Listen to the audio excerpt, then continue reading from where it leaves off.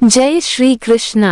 राधे राधे। क्या आप जानते हैं कि एक ऐसी एकादशी भी है जिसका व्रत करने से वर्षों पुराने पाप भी नष्ट हो जाते हैं, पितरों को शांति मिलती है और प्रेत योनि में भटक रही आत्मा को भी मुक्ति प्राप्त हो सकती है।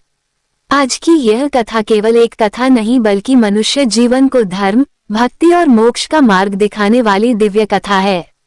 इसलिए इस कथा को अंत तक अवश्य सुनिए, क्योंकि हो सकता है भगवान विष्णु की कृपा से आपके जीवन की परेशानियां भी समाप्त हो जाएं।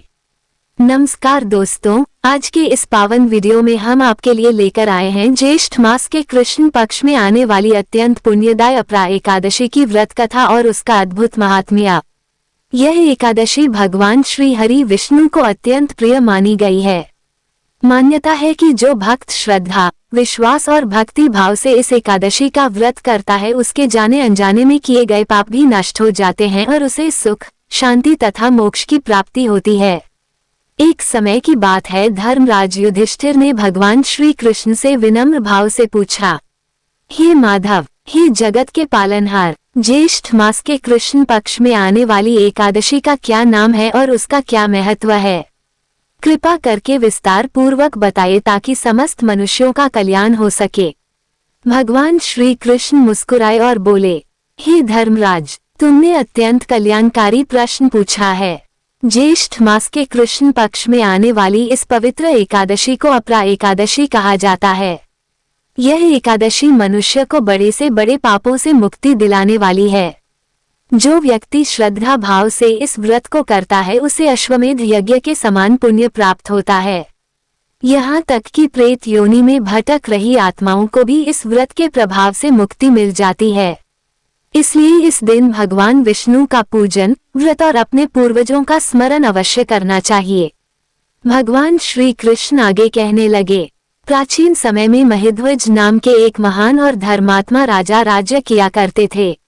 वह अत्यंत दयालु, सत्यवादी और प्रजा का पालन करने वाले राजा थे।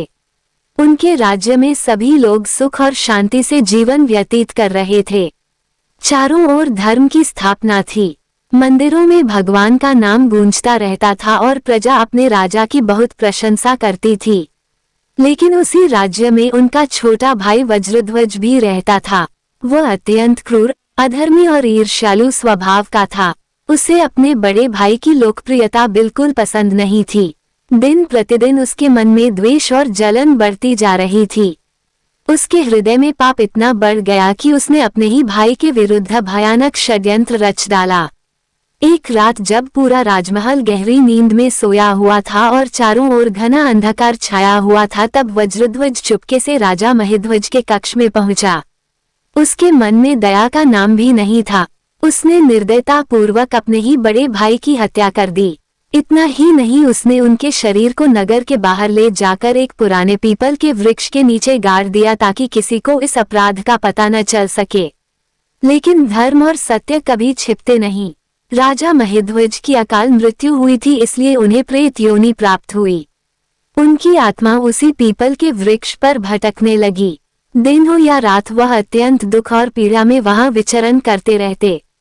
कभी रोते, कभी कराहते और कभी आने जाने वाले लोगों को भयभीत करने लगते। उनकी आत्मा मुक्ति के लिए तड़प रही थी, लेकिन उन्हें शांति प्राप्त नहीं हो रही थी। कुछ समय बाद ईश्वर की इच्छा से महान तपस्वी ऋषि ध्रुम्य उस मार्ग से गुजर रहे थे। जैसे ही वो उस पीपल के वृक्ष के समीप पहुंचे, उन्हें वहां किसी अदृश्य शक्ति का अनुभव हुआ। अपने दिव्य तपोबल से उन्होंने तुरंत जान लिया कि यहाँ कोई प्रेत आत्मा कष्ट भोग रही है। ऋषि ध्रुम्य अत्यंत दयालु और करुणामय थे। उन्होंने अपनी योग दृष्टि से राजा महिध्वज की पूरी कथा जान ली। उन्होंने देखा कि किस प्रकार एक धर्मात्मा राजा अपने ही भाई के विश्वासघात का शिकार हुआ और प्रेत योनि में भटकने को विवश हो गया। ऋषि ने करुणा से भरकर उस प्रेत आत्मा को अपने सामने प्रकट होने के लिए कहा।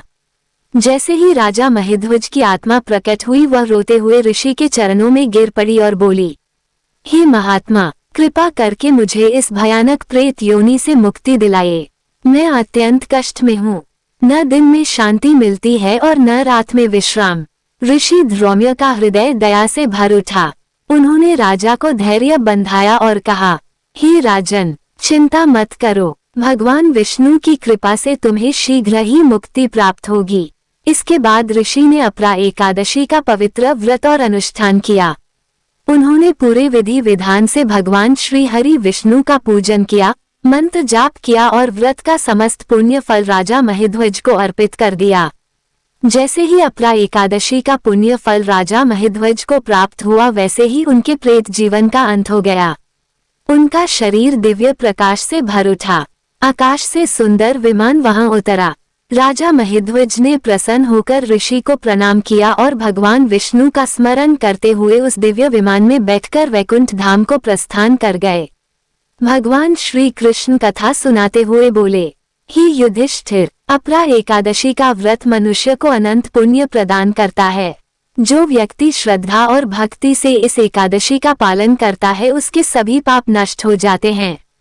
ब्रह्म हत्या, भ्रूण हत्या, गुरु की निंदा, छल कपट, झूठ, अन्याय और जाने अनजाने में किए गए पाप भी इस व्रत के प्रभाव से समाप्त हो जाते हैं।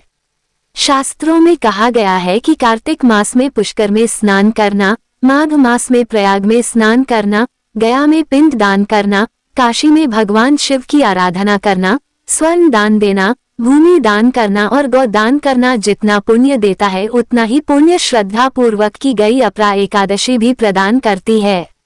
आज के समय में हर व्यक्ति इतने बड़े बड़े पुण्य कार्य नहीं कर पाता, लेकिन भगवान विष्णु ने अपने भक्तों के कल्याण के लिए इस एकादशी को अत्यंत सरल और फलदायी बनाया है। जो भक्त सच्चे मन से भगवान का स्मरण करते हुए यह व्रत करता है, उसके घर में सुख समृद्धि बनी रहती है, पितरों को शांति मिलती है और जीवन में आने वाली अनेक बाधाएं दूर होने लगती हैं। इसलिए आप भी अपरा एकादशी के दिन प्रातः स्नान करके भगवान श्री हरि विष्णु की पूजा करें, व्रत रखें, तुलसी जी को जल अर्पित करें, विष्णु सहस्रनाम का पाठ करें और गरीबों तथा जरूरतमंदों को दान अवश्य दें। ऐसा करने से भगवान विष्णु की कृपा सदैव आपके परिवार पर बनी रहेगी। यदि आपको भगवान श्री हरि विष्णु की यह पावन कथा पसंद आई हो तो वीडियो को लाइक करें, भगवान का नाम कमेंट में अवश्य लिखें और इस कथा को अधिक से अधिक लोगों तक पहुंचाएं ताकि सभी भक्त इस पुण्य का लाभ प्राप्त कर सकें। सिर्फ एक अपरा एकादशी बदल सकती है आपकी किस्मत। कहा जाता है कि इस दिन किया गया व्रत मनुष्य के जन्मों जन्मों के पापों को भी समाप्त कर देता है। यहाँ तक कि भटकती आत्माओं को भी मुक्ति मिल जाती है। भगवान श्री कृष्ण ने धर्मराज युधिष्ठिर से कहा, हे राजन, अपरा एकादशी का व्रत करने वाला मनुष्य अश्वमेध यज्ञ के समान पुण्य प्राप्त करता है। जो भक्त सच्चे मन से भगवान विष्णु का स्मरण करता है, उसके जीवन के दुख, दरिद्रता और बाधाएं धीरे धीरे समाप्त होने लगती हैं। प्राचीन समय में महिध्वज नाम के एक धर्मात्मा राजा थे, लेकिन उनके छोटे भाई ने ईर्ष्या के कारण उनकी हत्या कर दी। अकाल मृत्यु होने के कारण राजा प्रेत योनि में भटकने लगे। वर्षों तक उनकी आत्मा पीड़ा सहती रही। तभी एक दिन महान ऋषि द्रौम्य वहां पहुंचे। उन्होंने अपरा एकादशी का व्रत करके उसका पुण्य राजा को अर्पित किया और उसी क्षण राजा को प्रेत योनि से मुक्ति मिल गई। इसलिए कहा जाता है कि अपरा एकादशी का व्रत केवल व्रत नहीं बल्कि मोक्ष का द्वार है। जो भक्त इस दिन श्रद्धा से भगवान विष्णु का पूजन करता है, उसके पितरों को शांति मिलती है और घर में सुख समृद्धि का आगमन होता है। जय श्री हरि विष्णु। राधे राधे।